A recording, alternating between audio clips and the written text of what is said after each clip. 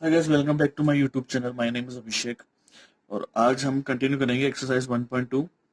इसके 2 क्वेश्चंस हमने कर लिए थे पहले, ठीक है। और थर्ड नंबर जो क्वेश्चन हम यहाँ से स्टार्ट करेंगे, ठीक है। तो हमारा थर्ड क्वेश्चन है find LCM and HCF by applying the prime factorisation method, ठीक है। इसका फर्स्ट पार्ट है 12, 15 एंड 21 का हमें एलसीएम और एचसीएफ निकालना है by applying prime factorisation method, ठीक है।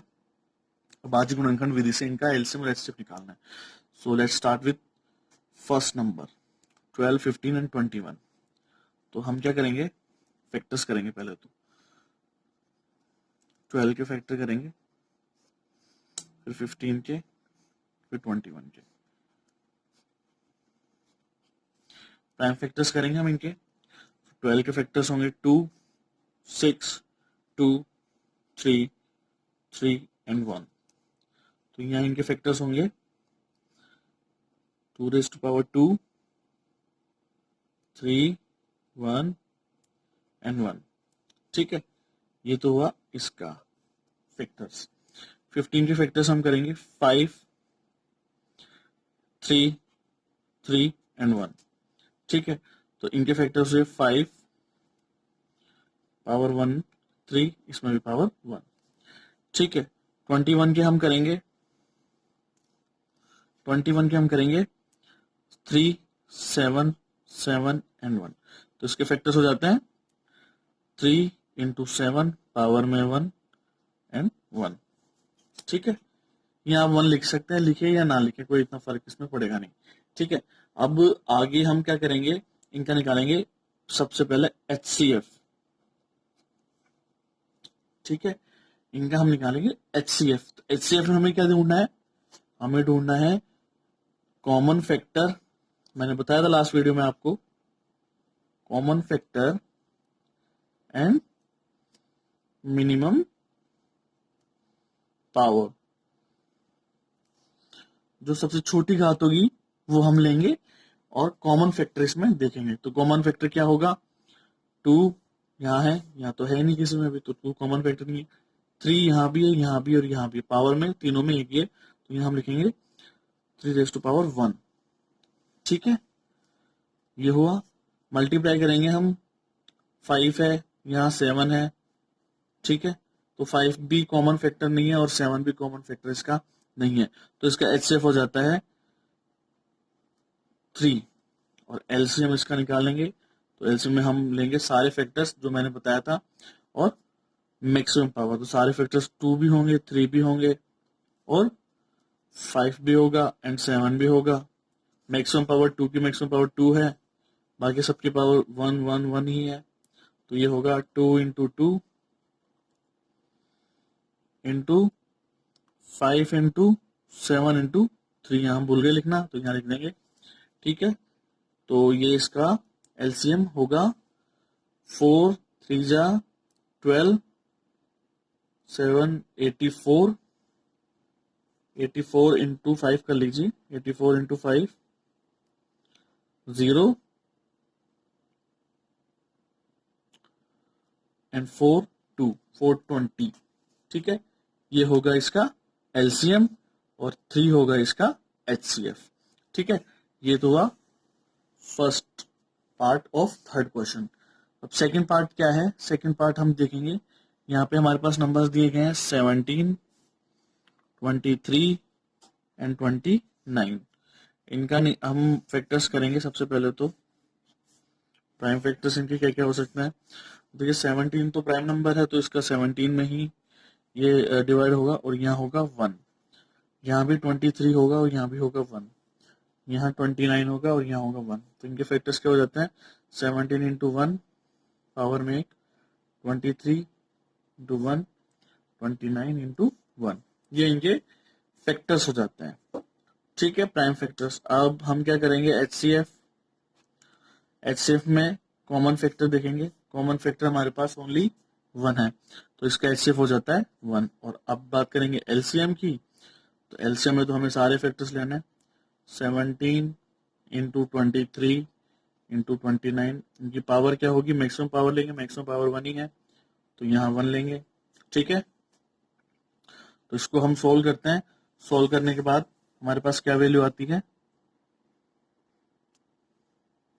ठीक है, इनको मल्टीप्लाई कर लेते हैं। 17 इंटू 23 ये हो जाएगा 7 2 जा 340 एंड 7 3 जा 51, ये 391 हो जाएगा। इंटू 29 हम कर लेते हैं,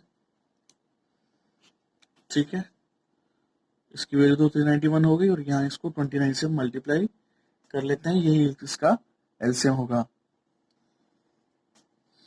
इसकी वैल्यू होगी 11,339, ठीक है, ये इनका होगा एलसीएम, ठीक है। तो यहाँ इस वैल्यूज में 17, 23, 29 का जो हमने एचसीएफ निकाला है वो होगा 1 और एलसीएम होगा 11,339। इसके थर्ड पार्ट हो रहा है, सो आई वांट ये थर्ड जो पार्ट है इसका क्वेश्चन नंबर 3 का आप खुद करें और कमेंट बॉक्स में मुझे कमेंट करके बताएं उसका आंसर क्या होगा, ठीक है। अगले क्वेश्चन की तरफ बढ़ते हैं। अगला क्वेश्चन है given that HCF of 306 and 652 is equal to 9। हमें दो नंबर्स दिए हैं 306 और 657, इनका एचसीएफ ऑलरेडी दे रखा है 9 और हमें निकालना है इन नंबर्स का एलसीएम। बहुत सिंपल है, मैंने बताया था कोई भी दो नंबर से ए और बी, ठीक है, इनका जो प्रोडक्ट होगा, इनका जो मल्टीप्लाई अगर हम इन दोनों को करते हैं तो इनका जो रिजल्ट होगा वो बराबर होगा एलसीएम के और एचसीएफ के मल्टीप्लाई के बराबर, ठीक है। तो जैसा अगर मैं इस फॉर्मूले में इनको फिट करूं तो हमें दिया गया है 306 और 657 is equal to LCM, LCM तो हमसे पूछा है और एचसीएफ हमें दिया है 9, तो हम लिख सकते हैं एलसीएम होगा 306 इंटू 657 डिवाइड बाई 9, ठीक है। यहाँ 9 को हम नीचे ले आएंगे और अब भाग दे लीजिए, डिवाइड करने पे यहां से होगा ये 9 3 जा 27 एंड 9 4 जा 36 इंटू 657, ठीक है। अब यहाँ इसको हम मल्टीप्लाई करेंगे, मल्टीप्लाई करके देखिए क्या आंसर आता है। यहाँ इसकी वैल्यू होगी 22,338, ये होगा इसका एलसीएम। तो यहाँ आप चाहे तो लिख सकते हैं एलसीएम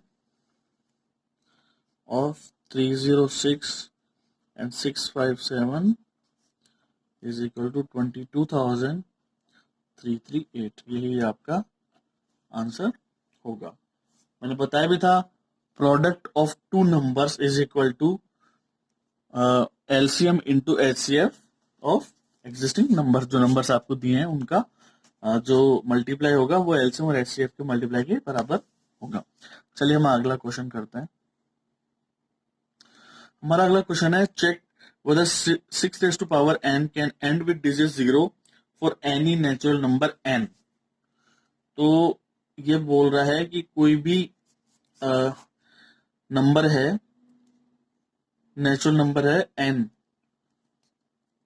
6 की पावर n अगर हो तो वो डिजिट जो है 0 पर एंड होता है क्या, उसका जो रिजल्ट होगा।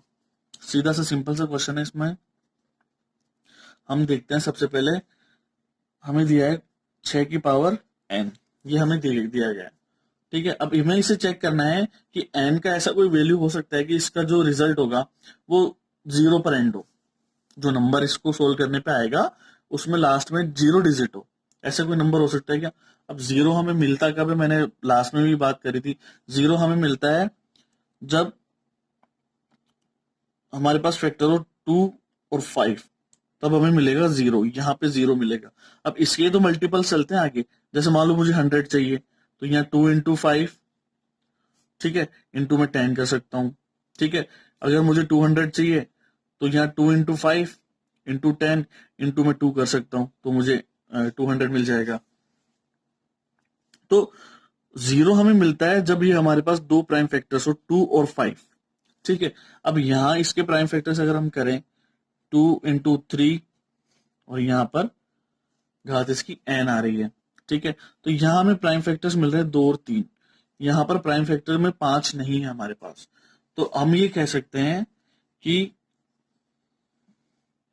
6 raised to power does not contain any prime factor of 5, so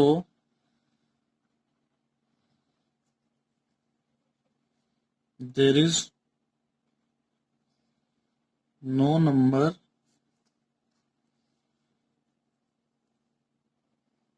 and with digit 0, या फिर मैं ऐसे लिख देता हूँ 0। ये एक लैंग्वेज में लिखी है, आप इसको दूसरे अपनी लैंग्वेज में भी आप लिख सकते हैं। 6 raised to power 8 doesn't contain any prime factor of 5, so there is no number and with digit 0, मतलब ऐसा कोई नंबर नहीं होगा जिसको सोल्व करने पर उसके डिजिट्स के लास्ट में हमें 0 मिल जाए 6 raised to power n में, क्योंकि यहाँ पे जो इसके फैक्टर्स हो रहे हैं प्राइम फैक्टर्स, इसमें 5 का एक जो अभाज्य गुणनखंड है वो नहीं है। ठीक है, तो let's move to next question. Question number 6 है, explain why these numbers are composite number. तो हमें पता करना है कि ये जो नंबर्स हैं इन्हें एक्सप्लेन करना है कि ये जो नंबर्स हैं भाज्य संख्याएं हैं वो कैसे हैं। ठीक है, अब भाज्य संख्या क्या होती है? भाज्य संख्या ऐसी संख्याएं होती है जिसके 2 से ज्यादा फैक्टर हो, जिसके 2 से ज्यादा अभाज्य गुणनखंड हो, वो ही भाज्य संख्या होती है। ठीक है, तो अब यहाँ पे इसको हम सोल्व करते हैं और देखते हैं इसके 2 से ज्यादा फैक्टर है या नहीं है। ठीक है, सो यहाँ पे सॉल्यूशन में हम लिखेंगे। ठीक है, तो पहले तो हमें इसको सोल्व करना है। ठीक है, इसको पता करना है, इसे एक्सप्लेन करना है कि यह संख्या जो है भाज्य संख्या, यह कंपोजिट नंबर क्यों है। ठीक है, क्वेश्चन में तो दिया हुआ है कि ये है, पर ये क्यों है ये हमें पता करना है। ठीक है, तो देखिए सबसे पहले मैं यहाँ पे 7 इंटू 11 इंटू 13 प्लस 13 लिखा हुआ है, तो हम यहाँ से 13 कॉमन लेते हैं और फिर इसे लिखते हैं 7 इंटू 11 इंटू 13 कॉमन हमने यहाँ से लिया हुआ है। ठीक है, तो यहाँ लिखेंगे 1 और प्लस में यहाँ से भी 13 कॉमन लिया है तो यहाँ लिखेंगे 1। ठीक है, अब आगे इसको हम सोल्व करते हैं। 7 into 11 77 into 1 plus 1 13 into 77 into 1 तो 77 हुआ, प्लस 1 करने पे आया हमारे पास 78। ठीक है, एंड 13 इंटू 78 ये हमारे पास नंबर आ जाता है लास्ट में। अब आप मुझे बताइए कि 13 इंटू 78, 13 तो क्या हो गया, प्राइम नंबर हो गया। ठीक है, ये तो अभाज्य संख्या हो गई, अभाज्य गुणनखंड हो गया। लेकिन जो 78 है, 78 के तो फैक्टर्स हो सकते हैं। 13 इंटू 78, सॉरी 78 को हम लिख सकते हैं 13 इंटू 6, इस तरह से हम लिख सकते हैं 13 इंटू 13 इंटू 6। तो ये जो नंबर है पूरा, इसके तो 2 से ज्यादा फैक्टर हो गए 1, 2 और 3। इस वजह से हम कह सकते हैं कि ये जो नंबर है वो कंपोजिट नंबर है। ठीक है, सो आप लिख सकते हो यहाँ पे बिकॉज ये जो नंबर आपको दिया हुआ है 7 into 11 into 13 plus 13 contains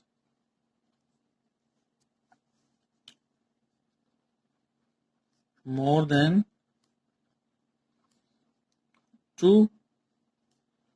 prime factors, so it is a composite number।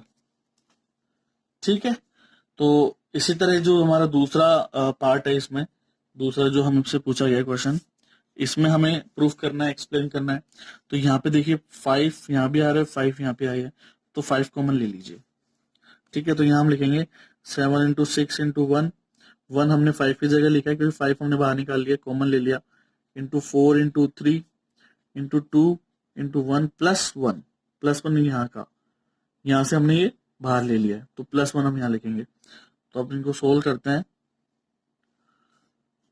42 हो गया ये तो, ये 24 हो गया प्लस ये 1 हो गया। ठीक है, पहले इसको सॉल्व करेंगे। 42 इंटू 24 प्लस 1 ये हो गया। तो 42 एंड 24 को सॉल्व कर लीजिए।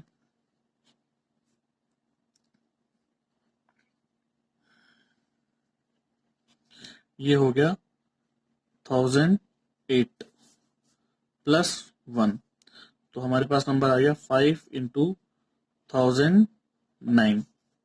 ठीक है, अब देखिए यहाँ पे जो हमारे पास नंबर मिला है ना, वैसे तो ये भी प्राइम नंबर है और ये भी प्राइम नंबर है।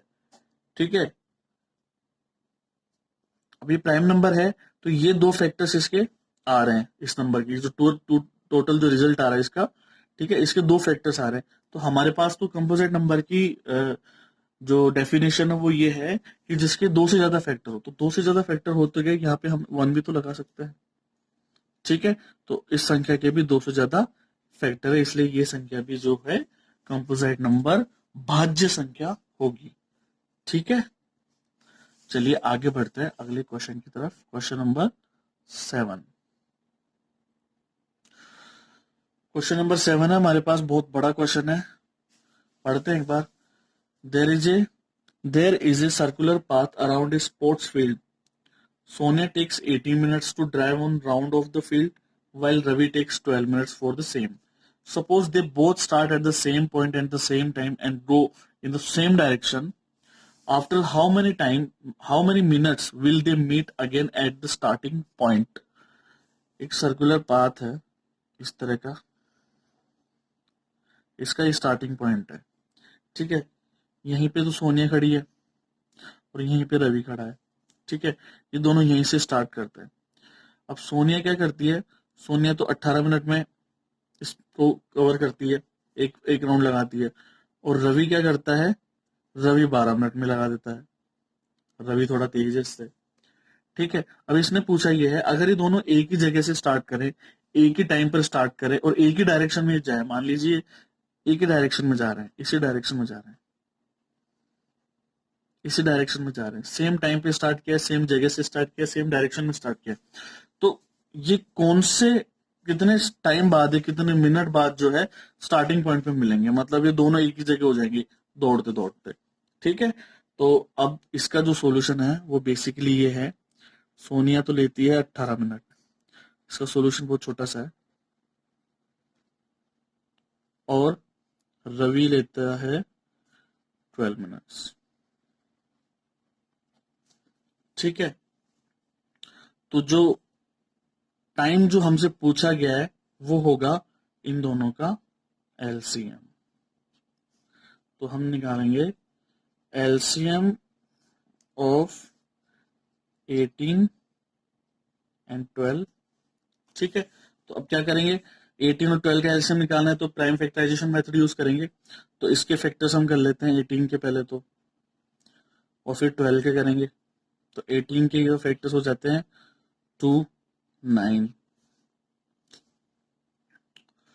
2 9 3 3 3 एंड 1। ठीक है, और 12 के हो जाते हैं 2 6 2 3 3 एंड 1। तो इसके प्राइम फैक्टर्स क्या क्या हुए। ठीक है,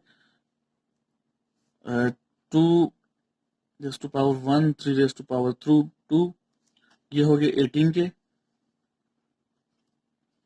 और 12 के हो गए 2 रेज़ टू पावर 2 एंड 3। ठीक है, अब हमें यूज करना है, हमें निकालना है एलसीएम। एलसीएम ही वो रिक्वायर्ड नंबर होगा या वैल्यू होगी जिसका क्वेश्चन हमसे पूछा गया है, जो वैल्यू हमसे पूछी गई है। तो एलसीएम अपन कैसे निकालते हैं, हम एलसीएम निकालेंगे, सारे फैक्टर्स लेंगे, 2 इंटू 3, सारे फैक्टर्स में 2 3 और 1 ही है, 1 भी आप ले लीजिए यहाँ पे, इंटू 1 इंटू 1 इंटू 1, 1 भी लिखना चाहिए, क्योंकि जब को प्राइम नंबर्स होते हैं, सहअभाज्य संख्या होती है, तो वहां उनके जो फैक्टर्स होते हैं, ठीक है, तो उनमें 1 ही कॉमन मिलता है आपको को प्राइम नंबर्स में, और एचसीएफ भी उसका 1 ही होता है। ठीक है, तो 1 भी आप लिखिए हमेशा। तो यहाँ पे एलसीएम हो गया 2 इंटू 3 इंटू 1, पावर्स इसकी ले लीजिए, पावर्स इसकी हो जाएगी 2 और 3 की पावर 2, तो इसको हम सोल्व कर लेते हैं। 2 इंटू 2, 3 इंटू 3 इंटू 1, तो हो जाता है 4 3 जा 12 3 जा 36, 36 इसका जो एलसीएम आ जाता है। तो अब हम यही कह सकते हैं कि after 36 minutes Ravi and Sonia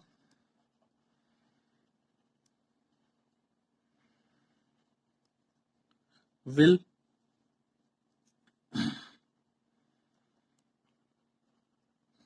meet again at the starting point। ठीक है, तो ये 36 मिनट्स जो हैं यही इसका आंसर है। सो ये जो अपना एक्सरसाइज 1.2 है ये कंप्लीट होता है। सो आई होप ये वीडियो आपके लिए यूजफुल होगा। ठीक है, and if you think that this video is useful for you then please subscribe my channel, share and stay safe. Thank you so much.